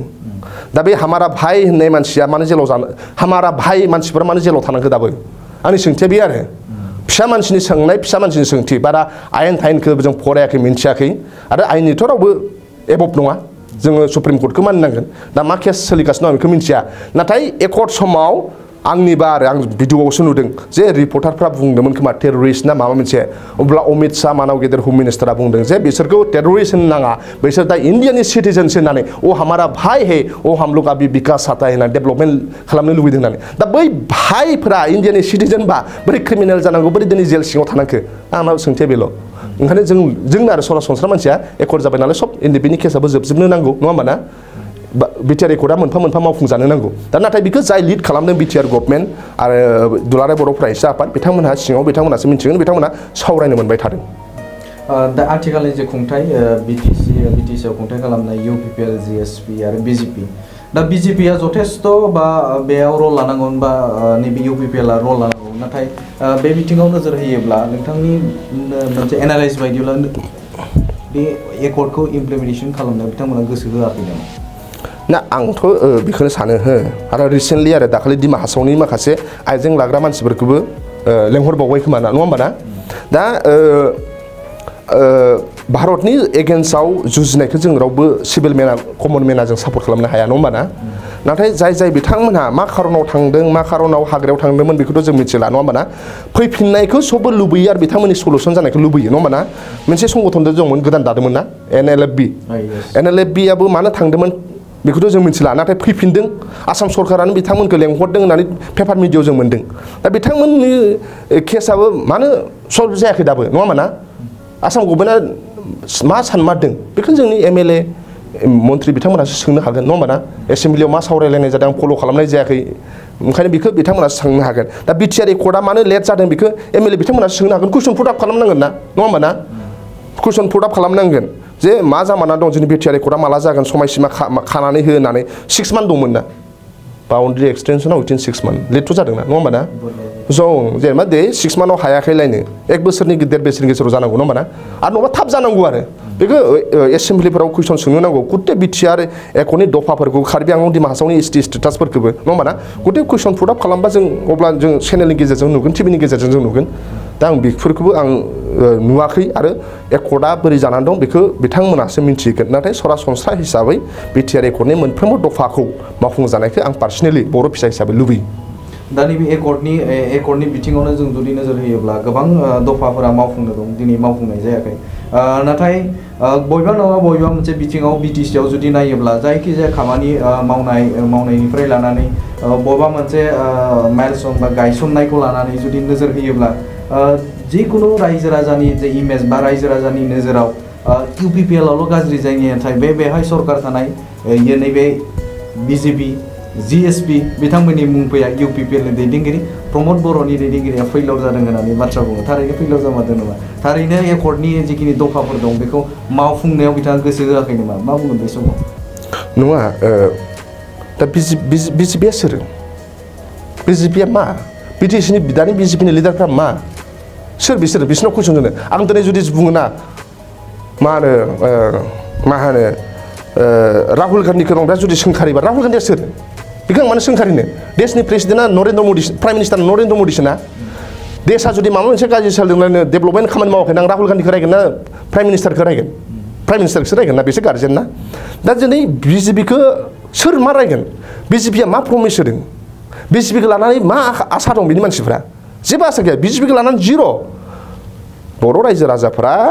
बर'नि दैदेनगिरि सिगनेटरिफोरखौ लानानैसो आसा ना आरो सिगनेटरिनि दैदेनगिरिया सोर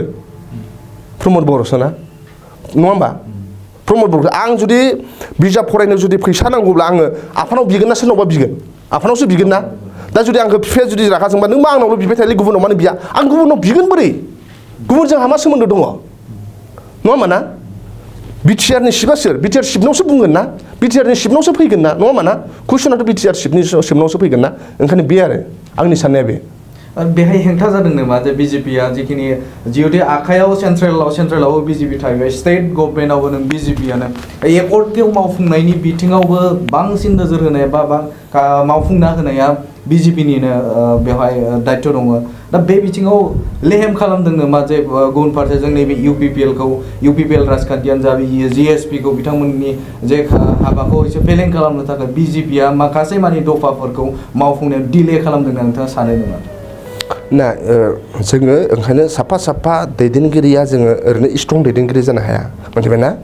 आङो गौतम बुद्धनि नामा नङा होमबा ना बुद्धिस्टनि धोरोमनि गौतम बुद्धआ सासे राजानि फिसाला जानानै बिराद सिम्पोल थाफैदोंमोन महात्मा गान्धीया सासे एसेबां गिदिर दैदेनगिरि जानानै बियो थार्ड क्लास ट्रेन टिकेटसो बियो थार्ड क्लासावसो फार्स्ट क्लासाव सोलियामोन बियो थार्ड क्लासावसो सोलियोमोन नङा होमबा ना दा ओंखायनो माने थिया खालामनो हानांगोन मिथिबाय ना पावार बाद दोन जाथिया एक नाम्बार मिथिबाय ना महात्मा गान्धीयाथ' गोसो जाबा प्राइम मिनिस्टार जानो हागोन ना हायामोन नों बुंलाय हागोन हायामोन जवाहरलाल नेहरुमोना बिसोरनि बिराद गाहायावमोन महात्मा गान्धीया जादों जायाखै बे मा होनदों महात्मा गान्धीया जेब्लानाखि भारतआ स्वाधीन जानायनि इन्जय खालामबाय थादोंना दिल्लीयाव सेलिब्रेट खालामबाय थादोंना बे समाव बियो अबाव दंमोन मिथिबाय वेस्ट बेंगलाव हिन्दु मुसलमान बिराद बुलायलायनाय जादों दावराव जाबाय थादों पाकिस्तान मा होनो बांलादेशआ पाकिस्ताननिमोन नालाय बे समाव बियो सान्थि खालामनायावसो बिराद मुखुबमोन दा ओंखायनो जोंबो दिनै आरो जोंनि दैदेनगिरिफ्रा पावार हांगाराव थांनो नाङा आंनि लुबैनाय आरो पार्सनेलि ओंखायनो जों जाहैबाय जाथिनि जेंनाखौ साननो नांगोन आरो जों स्ट्रं जानो नांगोन मिथिबायना ओमफ्राय बे बिजेपिया आरो आंनि साननायाव बिजेपिया मानो सलुसन खालामना होगोन नों प्रेसारा बियाब्ला नङा होमबा नों थाइजौखौ नों जानो लुबैदोंब्लाथ' नों गाखोनानै हाननानै जानो नांगोन नोंनो थरायना होफैगोन बिजेपिया बारा बिटिआर एकर्डआनो जोंथ' खालामबाय नोंसोर ओरै मावफुंना लादों होनफैनाय नङा जों डिमान्ड खालामबाय थानांगोन थांबाय थानांगोन सावरायनांगोन स्ट्रं जानो नांगोन आरो स्ट्रं जायाबा जेबो गैया नङा होमबा ना जों जुदि स्ट्रं नङा जोंनि सिंनि खोथाफोरखौ मिन्थिनो होनो नाङा जोङो अब्लासो स्ट्रं जागोन ना नङा होमबा ना दा जोंनि सिंनि खोथा गेसाव गोफोन खोथाफोरखौ सब मिन्थिजोबो मा गिगोन बिसोरलाय आं नोंनि सब बारि खनानि जिनिसफोरखौ मिन्थिजोबोब्ला गिनाय नङा ना ओंखायनो जोंनि गेजेराव जों इउनिटि जानो नांगोन अब्लासो जागोन बिटिआर एकर्डआबो ओरैनो मावफुङा बिसोरो प्रेसार ग्रुपआ ओरैनो थानांगोन आदा लरेन्स इस्लारिया गोदो लेक्सारखौ खोनासंलाय बिनिखौ बुङोमोन बड'लेण्डखौ ओरैनो होआ बियागारा जों मोननाय नङा दुद्रुना फैग्रा नङा बेखौ जों दुद्रि होनांगोन बेखौ जों खानांगोन होननानै बेखौ जों खारहोनांगोन होननानै एकर्डआ मा ओरैनो जागोन नामा प्रेसार गैयाबा सावरायनायनि गेजेरजों जागोन नामा जाया आसाम एकर्डआ दिनैसिम इमप्लिमेन्ट जायाखै प्रफुल्ल कुमार महन्तआ खननै CM जादों नङा होमबा ना ओंखायनो जोङो प्रफुल्ल कुमार महन्तआ मोनहा खननै CM जादों आसामखौ सालायदों 85आव आरो खनसे 1996 ना 1996 जानांगौ बाव बिसोर खननै सरकार फैदों खिन्थु दिनैसिमबो एकर्डआ मा गोबां दङ भारताव बिदि एग्जाम्पल ओरैनो मावफुङा स्ट्रं नुबासो मावफुंगोन नङा होमबा ना ओंखायनो जोङो मा नोजोरजों हायो बेखौ बर'नि इन्टेलेक्सुयेल बर'आव गोबां इन्टेलेक्सुयेल दं बर'आव गोबां सानसुमै दङ बिथांमोनजों सावरायलायनानै बोरै थांनो हायो हारिनि राव हारिमुखौ बोरै फोथांना दोननो हायो हाखौ बोरै रैखाथि होनो हायो हिउमेनिटि सुबुंजों सुबुं अनलायलायनानै बोरै सान्थि खालामनो हायो बेखौ जोंनि मेलेमजिबि बिथांमोनजों सावरायलायनायनि गेजेरजों स्टेप लालायलायनायनि गेजेरजों मावब्लानो बे सलुसन जागोन आं सानो जोंहाबो मेलेमजिबिफोरा जोंनावबो दं बिराद गोबां मेलेमजिबिफोर गोबां ओरैनोसो दं नाथाय आं अननो ओंखारो जेनेबा जास्ट आं सासे एग्जाम्पल लानि रावबो आदारवाइस लानो नाङा आं माने आदारवाइस लानो नाङा आरो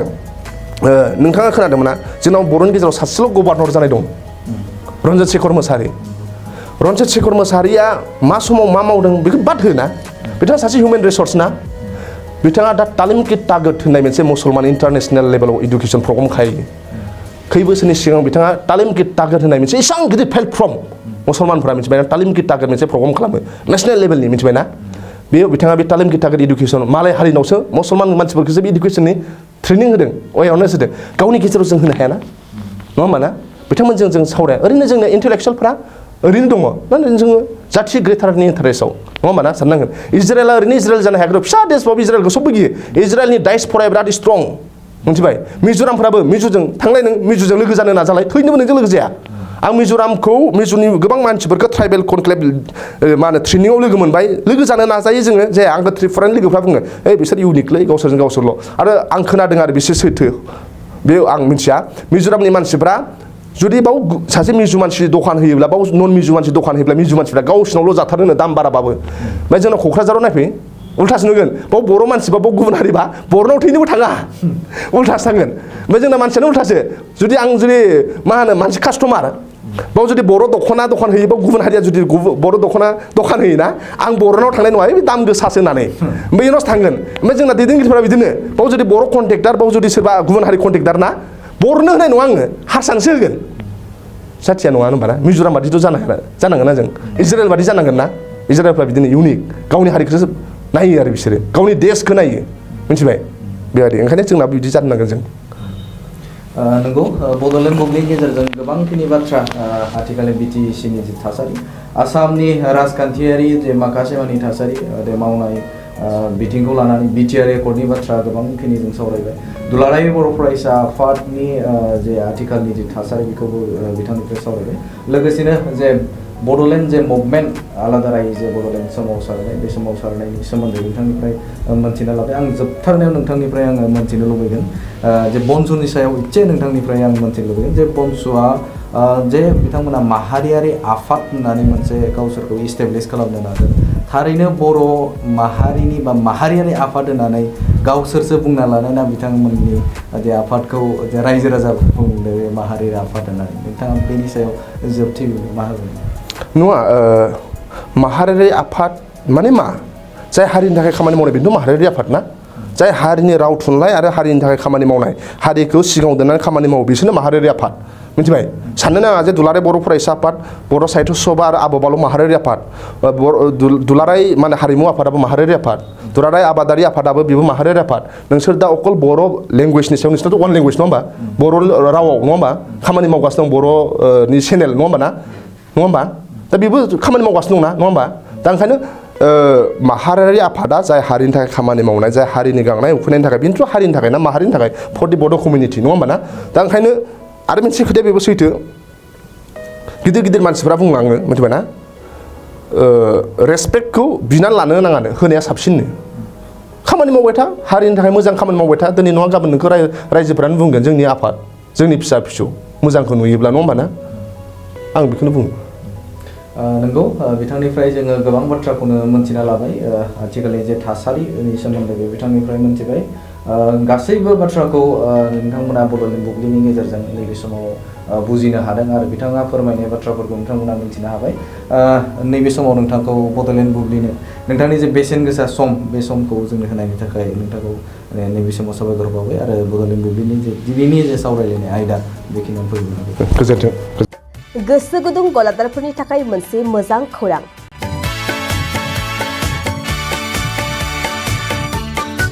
अदालगुरिनि रौता सारियालियाव खुंनो लानाय मिरु एबसुनि 50 बोसोरसालिया जथुमायाव एगजिबिसननि थाखाय गलादारफोरनिसिम जर'खा फोसावनाय